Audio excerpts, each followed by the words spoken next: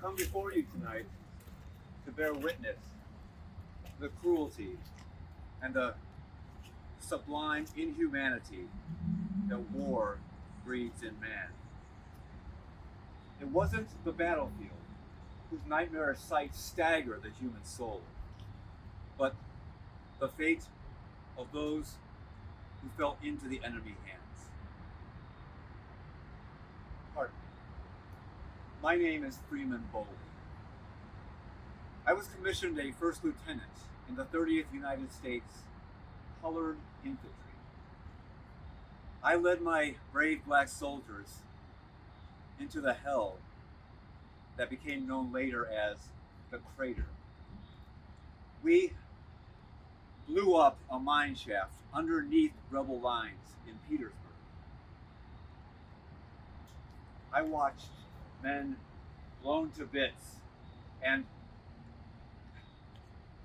others hurled toward heaven. Our incompetent generals mismanaged the assault, and my men died brutally. I was captured.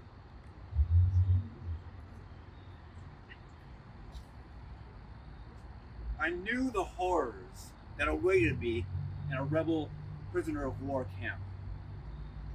I spent 7 long months under the evil eye of the rebels and suffered their harsh cruelties. What we experienced in these living graveyards would make any man's heart shudder in disgust. The worst part of it was what it did to men. It turned them into animals.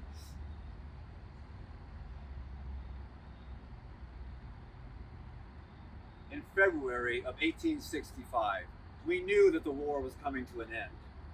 Sherman's army threatened the rebel training camps, and they moved quickly to move us out of the way. I was packed up out of my imprisonment in Columbia, South Carolina, and moved to North Carolina. When I arrived here in Raleigh, I encountered a train filled with 3,000 poor souls who had come from the place where hell reigned on earth, Andersonville Prison. The men were heading to Camp Holmes, a former rebel training camp just north of town. I stood and watched in abject horror as these skeletons disembarked and sat down along the railroad tracks.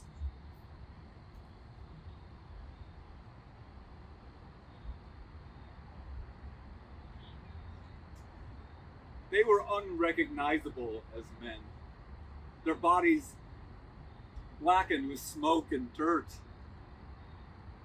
Some of them wore a tattered old feed bag. Others had a rotten piece of an old army blanket to cover their sex. Their hair, long and filled with vermin.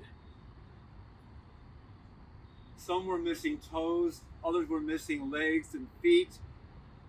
Those that had feet, some of them were swollen with scurvy. Raw bone could be seen protruding from elbows and hips and rotting legs. It was a scene nothing less than grotesque.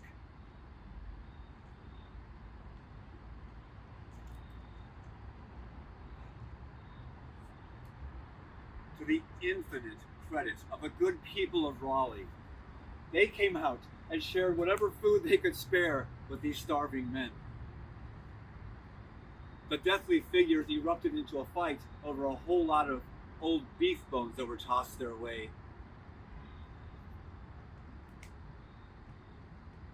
Now, some of the townspeople had been followed in by their pet dogs, a few of which now strayed too close to the men and were taken. snatched, butchered, and eaten before their owners even knew they were missing. The worst was one demented man who tore a dog's head off and thrust it into the fire pit to burn off the hair. He sat, blood smeared across his face and running down his dirty neck as he viciously tore into the meat off the dog's head and ate it with a maniacal frenzy, afraid somebody would steal his meal. It was, bar none, the most revolting and horrendous sight my eyes had ever looked upon. After a while, I realized that most of these men had gone insane and were no longer inhabiting their soulless bodies. And yet, these men never succumbed to all of the efforts of the Confederates to shake their allegiance to the old flag. They cheerfully accepted a horrible death rather than turn traitors to the nation that they loved.